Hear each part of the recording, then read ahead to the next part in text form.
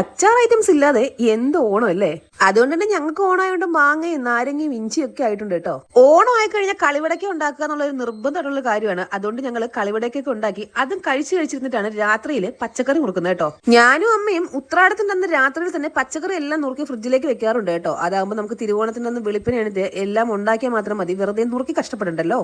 ഞാനും അമ്മയും കൂടെ ഒരുമിച്ചിരുന്ന് പണിയെടുക്കുന്നുണ്ട് ഞങ്ങളെ ജോലികളെല്ലാം പെട്ടെന്ന് തീരാറാണ് പതിവ് കേട്ടോ. പിന്നെ ഞങ്ങൾ കുറച്ച് കുശലൊക്കെ പറഞ്ഞങ്ങോട്ട് ഇരിക്കും, അതുകൊണ്ട് പിന്നെ സമയം പോകുന്നതും അറിയത്തില്ല. അങ്ങനെ പച്ചക്കറിയൊക്കെ നോക്കി കഴിഞ്ഞപ്പോൾ തന്നെ രാത്രി 10 മണി കഴിഞ്ഞു. അത് കഴിഞ്ഞ് എനിക്ക് ഇവിടെ നിന്ന് എടിക്കുന്ന പാട് എങ്ങനെയാന്ന് വെച്ചാൽ എനിക്കറിയില്ല, അതുപോലെ നടുവേദനയായിരുന്നു കേട്ടോ. അത് കഴിഞ്ഞുള്ള അടുത്ത പരിപാടി ഇതേണ്ട ഇത്രയും തേങ്ങ തിരുവി എടുക്കണം എന്നുള്ളതാണ്. അതും കൂടെ തിരുവി ഫ്രിഡ്ജിലോട്ട് വെച്ച് കഴിഞ്ഞാൽ നമ്മളെ ഇന്നത്തെ പണി കഴിയും. അതുകൊണ്ട് കുറച്ച് ഞാനും തിരുവി എടുത്തു, ബാക്കി പകുതി അമ്മയും ചെയ്തു. ഞങ്ങൾ അങ്ങനെയാണ് കേട്ടോ, ജോലികളെല്ലാം 50-50 ആണ് ചെയ്യാറുള്ളത് കേട്ടോ. തിരുവോണത്തിൽ നിന്ന് വെളുപ്പിന് 4 മണിക്ക് തന്നെ അമ്മ ഉണ്ട് ദേ അരിയൊക്കെ അടുപ്പിലിട്ടിട്ടുണ്ട്. അമ്മ പിന്നെ നേരത്തെ ഞാൻ എടുത്തപ്പോൾ 5 മണി കഴിഞ്ഞു. ഞാൻ നന്നായിട്ട് കിടന്ന് ഞങ്ങൾ ഉറങ്ങിപ്പോയി എന്നുള്ളതാണ് സത്യം കേട്ടോ. കാരണം രാത്രിയിൽ ഞങ്ങൾ ഒരുപാട് വൈകിയാണ് കിടന്നത്. ഇതിനിടയ്ക്ക് എന്റെ അമ്മയുടെ വക സ്പെഷ്യൽ സാമ്പാർ കൂടെ ആയിരിപ്പുണ്ട്. പിന്നെ ഞാനും അമ്മയും കൂടെ ചേർന്നേണ്ട ഇക്കണ്ട കറികളെല്ലാം ഉണ്ടാക്കി എടുത്തായിരുന്നു. കിച്ചടിയും പച്ചടിയും തോരനും അവിയലും അങ്ങനെ എല്ലാ സാധനവും കേട്ടോ. ഇത്തവണ ഓണത്തിന് എന്തായാലും കടലപ്പായസം ഉണ്ടാക്കണം എന്നുള്ളത് ഞങ്ങൾക്ക് എല്ലാവർക്കും നിർബന്ധമായിരുന്നു. അപ്പോൾ അതേ കടല വറുത്തോണ്ടിരിക്കുകയാണ്, ഒരടുപ്പിൽ ശർക്കര പാനി ആയിക്കൊണ്ടിരിക്കുകയാണ് കേട്ടോ. കടലയൊക്കെ വറുത്ത് കുക്കറിൽ വേവിക്കാൻ വെച്ചതിന് ശേഷം ഞാനും പിള്ളേരും കൂടെ ദേ അത്തപ്പൂക്കൾ ഇടാനായിട്ട് കുളിച്ചൊരുങ്ങി ഇറങ്ങിയിട്ടുണ്ട് കേട്ടോ. എന്റെ കയ്യിലെ വട്ടിയിലിരിക്കുന്ന ഇത്രയും പൂവിന് 100 രൂപ ഉണ്ടായിരുന്നുള്ളൂ. ഞാൻ 100 രൂപയ്ക്ക് 1000 മേടിച്ചാണ്. എനിക്ക് തന്നെ ഭയങ്കര അതിശയായി പോയി. സാധാരണ ഈ സമയത്തൊക്കെ നല്ല വിലയല്ലേ പൂവിന്, പക്ഷെ ഇത് 100 രൂപ ഉണ്ടായിരുന്നുള്ളേ. ഞാൻ ഒരു സൈഡിൽ കൂടെ പൂ വയ്ക്കും, അപ്പുറത്തെ സൈഡിൽ കൂടെ ചെയ്തിട്ട് എടുത്തുകൊണ്ട് പോകും. അങ്ങനെ ഒരുവിധം ഞങ്ങൾ ഇതേണ്ട എങ്ങനെയൊക്കെയോ അത്തപ്പൂക്കൾ എടുത്തു. ശീതൂട്ടി ഭയങ്കര അലമ്പായിരുന്നു കേട്ടോ. പക്ഷെ ഇട്ട് കഴിഞ്ഞ ശേഷം അവൾ അതിനകത്ത് കൈവച്ചതേ ഇല്ല കേട്ടോ. അപ്പൊ അത്തപ്പൂടലെല്ലാം കഴിഞ്ഞപ്പോഴേക്കും ദേ കുക്കറിലിരുന്ന് ബിസിൽ കേട്ട് നമ്മുടെ കടലപ്പരിപ്പ് ഒരു പരുവായിട്ടുണ്ട്. ഇനി അതിനൊന്ന് ഉടച്ചെടുക്കണം കേട്ടോ. ഇവിടെ പായസം വെക്കൽ പണ്ട് അച്ഛനായിരുന്നെങ്കിൽ ഇപ്പൊ ആ ഡ്യൂട്ടി ഞാൻ ഏറ്റെടുത്തിരിക്കുകയാണ്. അമ്മ അതേ പരിപ്പ് കറിയൊക്കെ ഉണ്ടാക്കി കഴിഞ്ഞ്. സാധാ പായസം വെക്കുന്നത് പോലെ അല്ല, കടല പായസം വെക്കാൻ ഇച്ചിരി അധികം സമയം എടുക്കും. കാരണം പരിപ്പൊക്കെ നന്നായിട്ട് വരട്ടി എടുക്കലെന്ന് പറഞ്ഞാൽ ഭയങ്കര കഷ്ടപ്പാടാണ്. അവസാനം ഇളക്കി നമ്മുടെ കൈ ഒടിയുന്ന മാതിരി നമുക്ക് തോന്നും കേട്ടോ.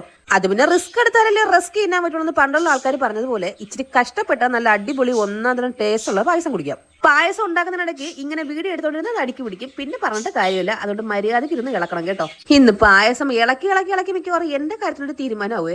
നേരത്തേക്ക് കടല പായസം ഉണ്ടാക്കുമ്പോൾ തേങ്ങാപ്പാൽ മാത്രമേ ചേർക്കാറുള്ളായിരുന്നു. ഇപ്പൊ പിന്നെ എളുപ്പപ്പണി നോക്കിയിട്ട് ഞങ്ങൾ പശുപാലും ചേർക്കും, കൂടെ നൈസായിട്ട് തേങ്ങാപ്പാലും ചേർക്കും കേട്ടോ. അങ്ങനെ സദ്യവട്ടത്തിന്റെ കാര്യങ്ങൾ പായസം അടക്കം എല്ലാം കഴിഞ്ഞതിന് ശേഷമാണ് ഞങ്ങൾ ഫുഡ് കഴിക്കാനായിട്ട് ഇരുന്നത്. രാവിലെ ഇഡ്ഡലി സാമ്പാറും ആയിരുന്നേ. അങ്ങനെ രാവിലത്തെ ഫുഡ് എല്ലാം കഴിഞ്ഞിട്ടിരുന്നപ്പോഴേക്കും കണ്ണം വന്നായിരുന്നു. അങ്ങനെ അമ്മ ഒരു കപ്പ് വലിയ ചായയൊക്കെ കൊണ്ടുവന്ന് കണ്ടേ കൊടുത്തിട്ടുണ്ട്. കണ്ട ഈ ഇട്ടേക്കുന്നത് കഴിഞ്ഞ വർഷത്തെ ഓണക്കോടിയാണ് കേട്ടോ. കയ്യിലിരിക്കുന്നത് ഈ വർഷത്തെ ഓണക്കോടിയെ. അതിനുശേഷം ഞങ്ങൾ ഇതേ ഇലയിട്ട് സദ്യയൊക്കെ ഇടമിട്ടുണ്ട്. ഉച്ചയ്ക്ക് 12 മണിയായപ്പോൾ ഞങ്ങൾ സദ്യ എല്ലാം കഴിച്ചു കേട്ടോ.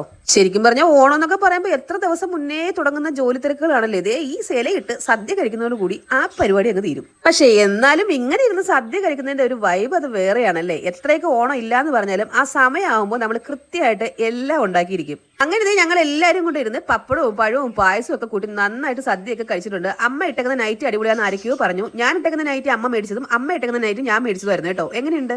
വൈകുന്നേരം ആയപ്പോൾ എന്നാ പിന്നെ തിരുവോണം അല്ലേ, കൊട്ടാരക്കര അമ്പലത്തിൽ പോകാന്ന് പറഞ്ഞ അമ്മ ദേ പുത്ത സാരിയെ കൊടുത്ത് ഇറങ്ങിയിട്ടുണ്ട്. ഞങ്ങൾ എല്ലാവരും കൂടെ പിന്നെ കൊട്ടാരക്കര അമ്പലത്തിലേക്ക് പോകുക കേട്ടോ. ചെയ്തിട്ടിട്ടേക്കുന്ന പട്ടുപ്പാവാട അമ്മ അവൾക്ക് ഓണത്തിന് മേടിച്ചു കൊടുത്തതാണ്. ഞാൻ മേടിച്ച പട്ടുപ്പാവാട അവൾക്ക് ഇഷ്ടപ്പെട്ടില്ല, അതുകൊണ്ട് തന്നെ ആ കൊച്ചത് ഇടുന്നേ ഇല്ല കേട്ടോ.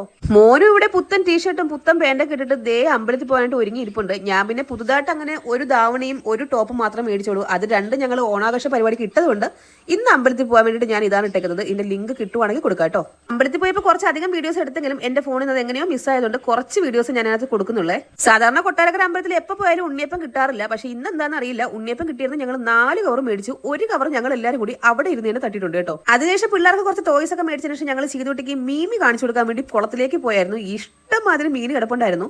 ആരോ കുറച്ച് മലരിട്ട് കൊടുത്തപ്പോൾ അത് കഴിക്കാനുള്ള അടിയും ബഹളമാണ് ദേണ്ട ഈ കാണുന്നത് കേട്ടോ. ഈ വർഷത്തെ ഓണത്തിന് ഗീവ് അവേ കൊടുക്കാത്തത് എന്താ ചേച്ചി ഒരുപാട് പേര് ചോദിച്ചു. കഴിഞ്ഞ വർഷം ഓണത്തിന് നിങ്ങൾക്ക് ഓർമ്മയുണ്ട്, ഞങ്ങൾ ഇഷ്ടംപോലെ പേർക്ക് ഗീവ് അവേ ആയിട്ട് ഡ്രസ്സ് കൊടുത്തായിരുന്നു. അതിനുശേഷം എനിക്ക് നല്ല ഒന്നാന്തര മൊട്ടം പണികളും കിട്ടിയായിരുന്നു.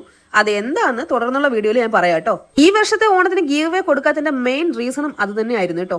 അപ്പൊ നമ്മുടെ വീഡിയോ കണ്ട് ചാനൽ ഇഷ്ടപ്പെടുവാണെങ്കിൽ ഒന്ന് സബ്സ്ക്രൈബ് ചെയ്തേക്കണേ. പിന്നെ നമ്മുടെ വീഡിയോസ് ഷോർട്ട് വീഡിയോയും ലോങ് വീഡിയോ ഒക്കെ ഒന്ന് ഷെയർ ചെയ്തും ലൈക്ക് ചെയ്തും കമന്റ് ചെയ്തും കൂടെ ഒന്ന് സഹായിച്ചേക്കണം മക്കളെ. അപ്പൊ എല്ലാവർക്കും ഒന്നും കൂടെ ഓണാശംസകളെല്ലാം പറഞ്ഞുകൊണ്ട് നമ്മൾ ഇന്നത്തെ വീഡിയോ ഇവിടെ നിർത്തുവാണ്. Tata bye bye, see U.